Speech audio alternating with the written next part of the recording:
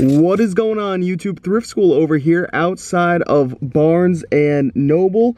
We're gonna go inside and do some retail arbitrage. I've been having a lot of fun doing these retail arbitrage videos for you guys. If you live in an area where there are no thrift stores and there's nothing like that, I'm just showing you guys that you can make money at pretty much any store. I will have the other two videos that I've done at the Dollar General and Big Lots down below in the description, so check those out, but let's head inside. Alright guys, so here we are walking inside of the Barnes & Noble, and this place is big, guys. There's a lot of stuff to look at. It's not just books, as I'm about to show you.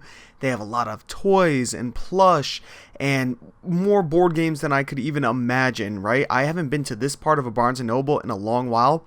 I noticed this Tetris game over here, $21.95. I scanned it, first thing in the store.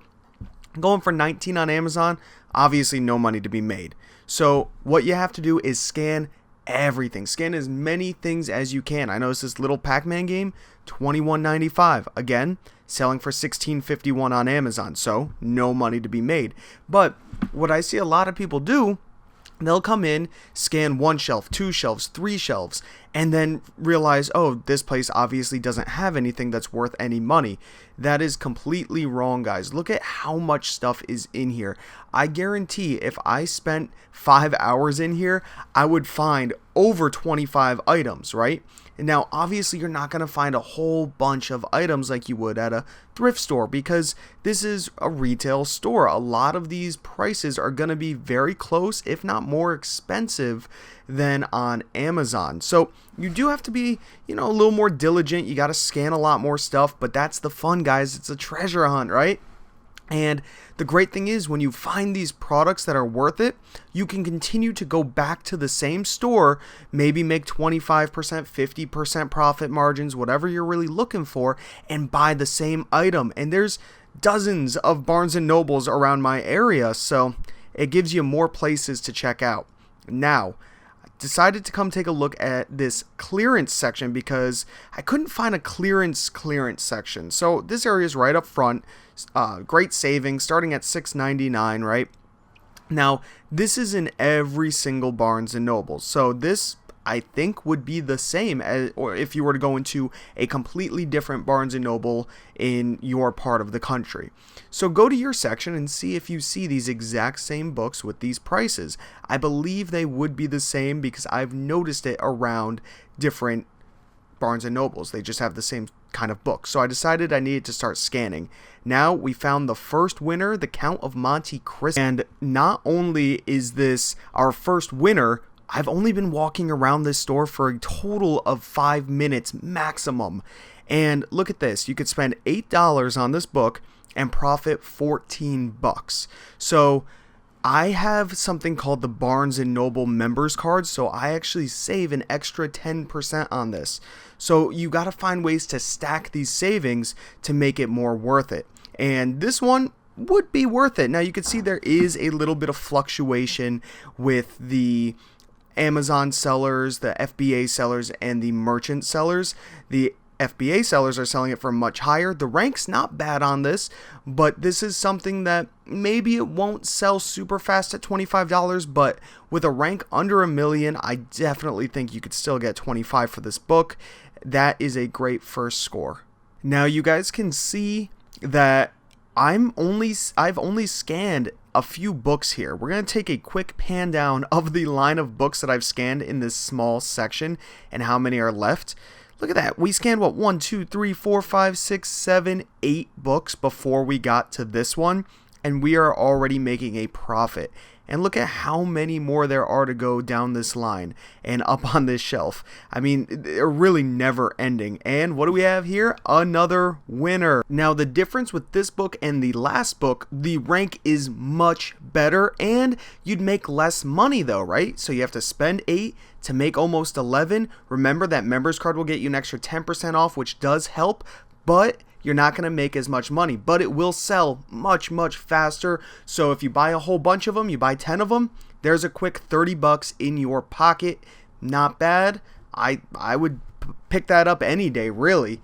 and we're just going to keep looking. You can see I only scanned an extra, 4 or 5 books before I got to that one. So there is money to be made at pretty much any store you walk into. Don't think it just has to be thrift stores. Don't think it just has to be these big chains like Walmart and Target. No, you could find books anywhere. Then I saw this one, guys. Winchester, 1998, and take a look at this. Take a look at this. You can easily be making $41 profit on a $20 purchase, but take a look. It was damaged, no, and they only had one of them. Obviously, I cannot sell that in new condition, so I had to leave it on the shelf used. It was not going for as much. The rank was good on it also. It is a shame I had to leave it there, but you do not want to get dinged with returns and stuff like that on Amazon. Now, trust me, I've bought new books, and they come looking like that all the time. Technically, these are new books, but you as a seller, you want to be careful. You want to stay in good standing with Amazon at all times. Now, I noticed that they had all these toys, all these kids' toys in this clearance section as well. So I start panning over them. I notice some Legos. I notice some Sesame Street, Paw Patrol, of course, all the big names that you would find at a Walmart or a Target. Now, something interesting was a lot of these things weren't even on Amazon. I would scan them in and nothing would show up. It was kind of odd, but you guys can see some of the prices that popped up on the screen. Really no money to be made in this stuff at a few bucks. But here is something that I think you guys should be checking out when you go into your Barnes & Noble. Look at this. Buy one, get one 50% off. That's not a phenomenal deal, but Barnes & Noble has their own exclusive line. Here's George R.R. Martin exclusive figure. You guys can see the price right here on the screen. Now, they sell him for $15, so if you bought one, you'd make your money back. 50% off, you'd make a little bit of money, right? That doesn't sound so great, but the thing with Funko Pops are, once they have this exclusive line with Barnes & Noble or Walmart or Target or Walgreens, right? All these other places, Hot Topic even, that goes out of print and it becomes more sought after. Maybe this George R.R. Martin Funko Pop will be worth $30, $40 in the given months. So it's something to think about. You can stock up on them when they're having these sales. Hold on to them until Christmas. A lot of people do that. You just hold inventory.